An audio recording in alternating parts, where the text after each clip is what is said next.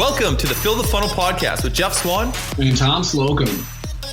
We're here to help you crush your targets with tactical tips and insights you can act on today. Don't have a fancy tech stack, a big budget, or even a huge team to lean on? Well, it's time to get that solved today with FTF Fridays. Hey everyone, to another episode of Fill the Funnel today. Joining myself, Tom Slocum, and my co-host, Jeff Swan.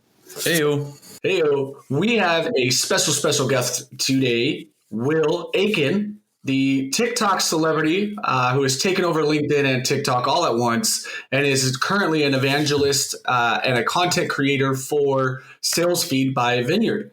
How are you doing today, Will? Very well. Thank you so much for that wonderful intro, Tom. Yeah, you're also a top 100 LinkedIn sales star. Trust me, you are a salesperson, right? That's what you do. We're all famous with your TikToks. You've really leaned into that and kind of inspired so many in LinkedIn to dive into that channel. It's been awesome to watch. Today, we're kind of diving into, right now, a lot of people are getting into the time of year where they're going to reflect on their job, right? They're going to look at what their next move is for the new year. They're starting those conversations with leadership. And we've all seen it kind of over the last few months, this poll that people keep leveraging. Which job is harder, SDR or AE? And what does an SDR do after they're done SDRing? Is it management? Is it AE? So we want to hear from you, right? The account executive, the salesman himself.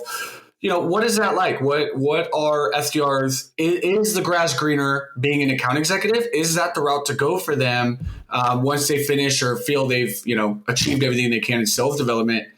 What can they expect jumping into that role? Yeah. I think so true to point out the fact that every poll is asking, what's a harder job, account executive or SDR?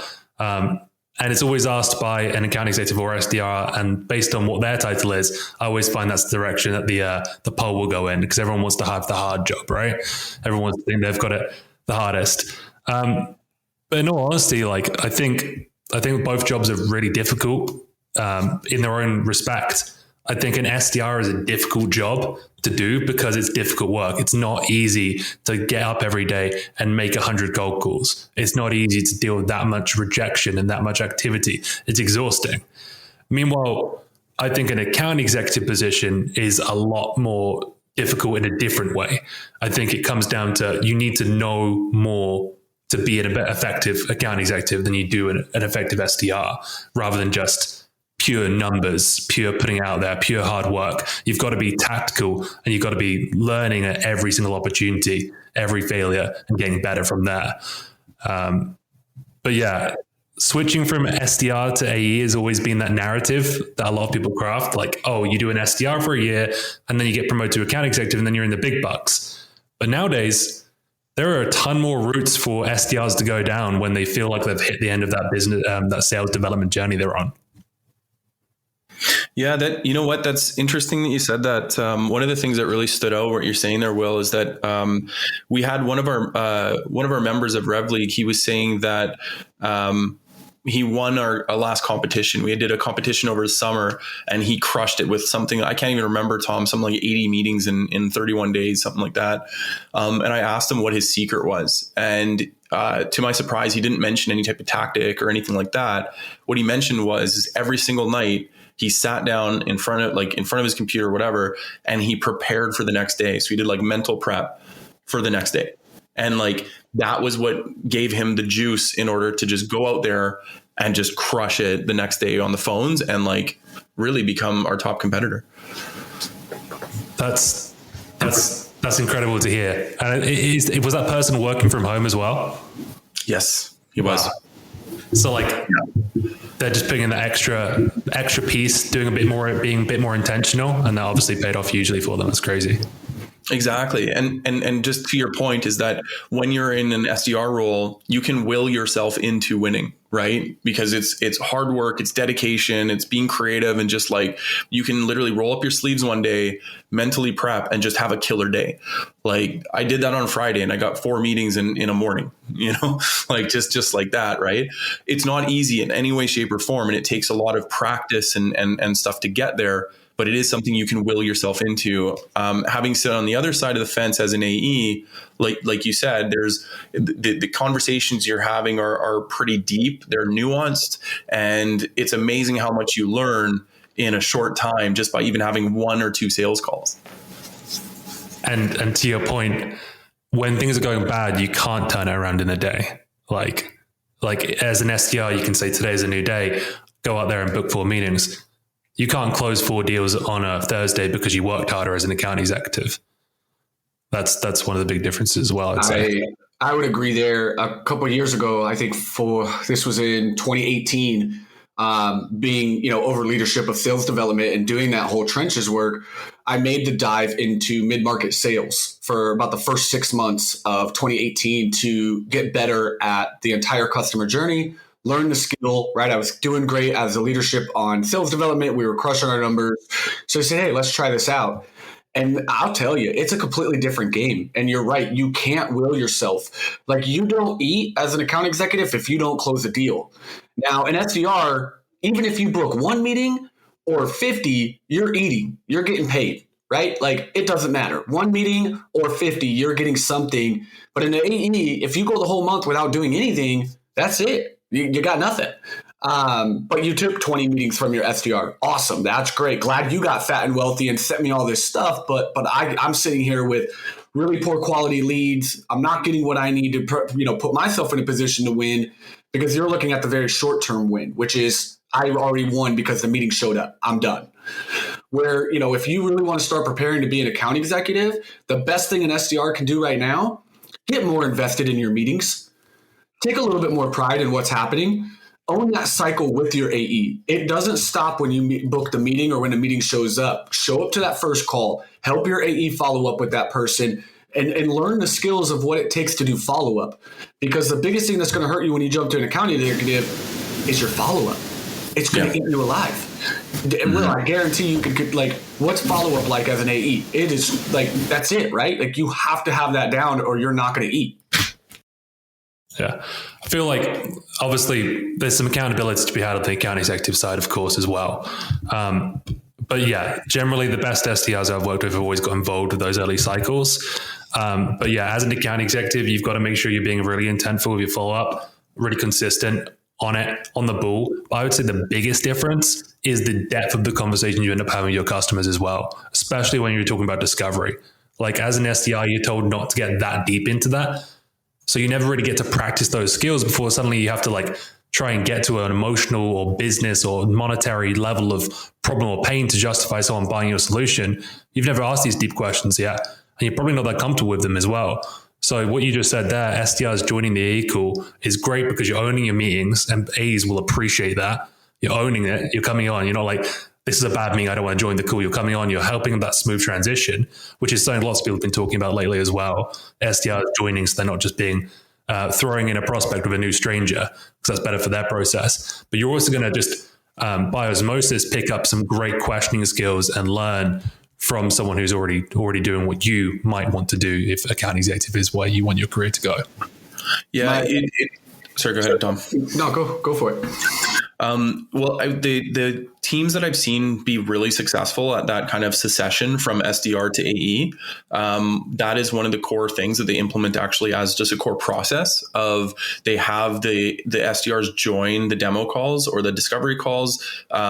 If not all the time, maybe 1 in every 3 or 1 in every 5, but just where it's a methodical thing where it's just built into the program, so that I find personally when I'm sitting on a call, so when I sat in the marketing seat and so I wasn't part of the sales activities at all, I found that anytime I sat in on a discovery call with my sales team, I was able to really understand so much faster how to qualify leads better and how to send them better stuff. So my SDR team, I would know exactly how, okay, so now that we know what the discovery looks like, now I know better how to send the right people to you. So even though we might be booking the same amount of meetings, the quality of those meetings were so much better that it made for significantly better discovery calls, more pipeline, and obviously more wins. which works better for everybody. Absolutely. Everyone gets off on that, because then you all get to go on the meal that the manager takes you on the at the end of the quarter. Yeah, totally right. Those trips, my analogy that I always compare this all to is like a nurse and a doctor, right? I let SDRs realize their role. Like, the nurse is very limited on what she gathers in the discovery process. He or she, when you call up and try to book an appointment for, your knee hurting, right? They're not getting into the weeds about your knee. They're finding out that, yes, your knee's a problem. Yes, we can solve it. And do you have time to meet the doctor? Super easy.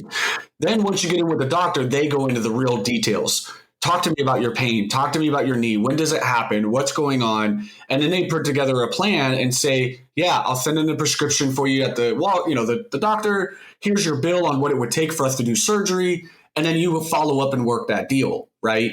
It's the same thing with SDR AE, but then you're asking an SDR, this nurse, to one day flip a switch and now go be a doctor the next day.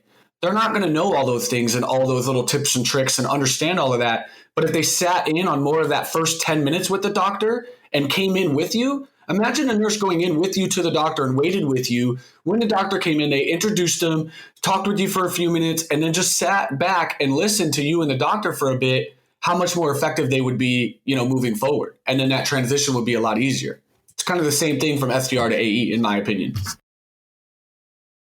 Yeah. And I mean, it also helps if you're a patient, right? You go into the doctor's office, you sit with a nurse for 10 minutes. By that time, you're probably a little bit friendly with your nurse. You probably feel a little bit more comfortable with her. And then you get thrown into a room with a complete stranger. For the prospect, it's nicer to have that relationship come with you. So you're not just walking in, meeting someone new and having to repeat everything you said. You're feeling like there's a smooth transition. These two people are talking to each other, which is a lot of what prospects are getting frustrated about these days.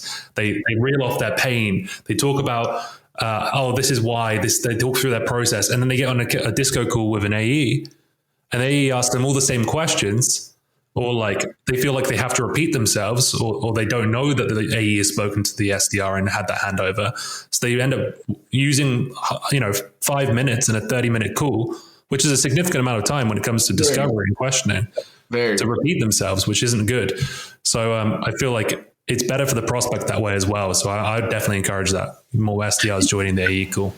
Yeah. And you know what? It's interesting you say that, because the reason, even if it takes 30 seconds, that prospect, to your point, they get pissed off. I've already answered this question. Will, why are you asking me again? I already told Tom, why are you asking me? So I find that there's a disconnect sometimes between SDR and AE teams, where the SDR books the meeting and they do the qualification, but then maybe the notes aren't there, or the notes are there and the AE doesn't read it, right? Like I've seen both sides, where the SDR doesn't give notes, or the SDR gives great notes and the AE doesn't read it. But either way, it just makes that problem worse. Yeah, I mean, one of the easiest things an AE can do, if you have access to, and this is more like what AEs can do better as well, we need to talk about that, is that if you have access to Gong or a tool that helps you record or call coaching, go back and listen to the 10-minute call with the SDR and make sure you don't ask a single question that they did. Because straight away, if you're talking to a prospect who's good at buying, who's maybe evaluating 2 or 3 other solutions, they're already tired of your stuff. Like at this point, you want to ask them meaningful questions, not ones that you can repeat. I had it was probably one of my worst experiences in sales earlier this year. It was in like January, huge cycle. It went through all the way up until when I left. It actually just closed. My buddy closed it and took me out for dinner for it. But I hopped on the discovery call and I said, hey, walk me through how you're doing this and that. And I was just like getting very short answers from this prospect. I was thinking, what's going on here? So I called it out, because I don't think you should let things like that just fly. Like if you feel someone's got some animosity towards you, just call it out and deal with it. So I said, hey, think of a fake name. Well, Jane, I'm not sure what I'm picking up on here, but I feel like there's a lot, like you're not, have I done something wrong? Did I say something to offend you? I'm just not feeling like we're jiving here. And she said straight up, Will, this call hasn't been valuable to me. It's been very repetitive to the one that I had with your SDR earlier in the week. And your competitors got me in front of the product and asked me better questions sooner. So you're not in a good spot, Will. I was like, well, I asked, right? So I didn't like hearing that, but I asked. And that meant that every single time from that point on, I listened to that call and I never asked the same question that my SDR asked again. I think, what a great point. What I've had some teams do that do have those recording abilities in your CRM, when you're including your notes in the op, take the link of the recording and throw it in there. Right? So AE and SDR have it. It's in the op notes. It's already attached. So when the AE starts prepping for the call, which is typically about 30 minutes to an hour ahead of time, depending on their process, as they're building their case or their presentation, they could be listening to that live call that was going on, and all the way up until they pick up the phone with the prospect, and it is a smooth thing, right? It's like you just ended the call as if you were really on it, and now you're just like, hey, Will, so great to meet with you. I was actually just listening to your call, and I understand that your big pain right now is this. I can't wait to talk to you about it. Let's get to it. And then it's just one smooth thing, and just include it in your op notes. Take the link and drop it in there, and AE can at least hear how that call went.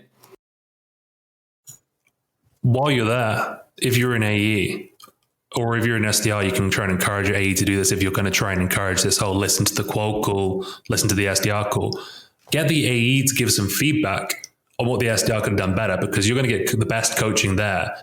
And if they're listening to every single one of your quote calls, you're going to very quickly, you make sure they're okay with it, because not everyone likes to be like, hey, you could have done this better. That some people is too confrontational. Some people don't want that feedback. But if they're that kind of person who really does want to improve and get that learning, you can give feedback on every single quote call. And I watched one of my SDRs in my last company, Proposify, just get 10 times better, because every single time, and she was so keen to have the feedback as well. She was awesome. But that's an opportunity for learning there as well. So as we wrap up, Will, and kind of get to the end, is the grass greener for an SDR to jump into that AE role? If you're talking to a cast of graduates that are just going into sales development, what is your recommendation? Should they be taking that leap and exploring the AE role, or would they be, ideal to not just stop there and kind of look at what else is out? Yeah, I think with any role change, when you think about careers, don't just think, okay, the next thing is AE. Maybe it's a case of figuring out what you do every day and what is it you enjoy most about your day-to-day as an SDR.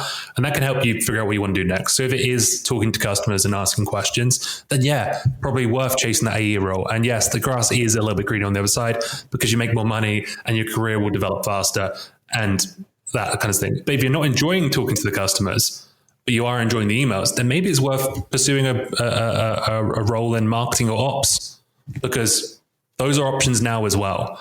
And I think it's just thinking about what you enjoy each day, what you want to learn next, and that will help you figure out where you want to go. Good call, Will. I actually had an occupational psychologist tell me that exact thing. It's like, when you're thinking of your career, think of the activities you like to do in the day, not the job, not the pie in the sky idea, but the activities. So that's really good advice for people listening in. Thanks for sharing, Will.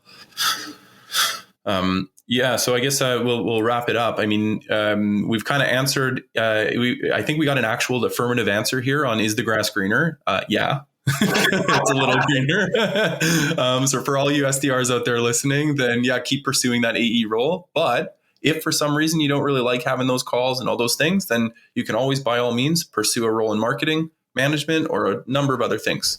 But so take this to heart. Thanks, Will, for joining us, and happy hunting, everybody. Thank you for joining us for another episode of Fill the Funnel podcast. If you like what you heard, be sure to hit subscribe on your favorite platform, give us reviews, and tell all your friends about us. Till next time, happy hunting.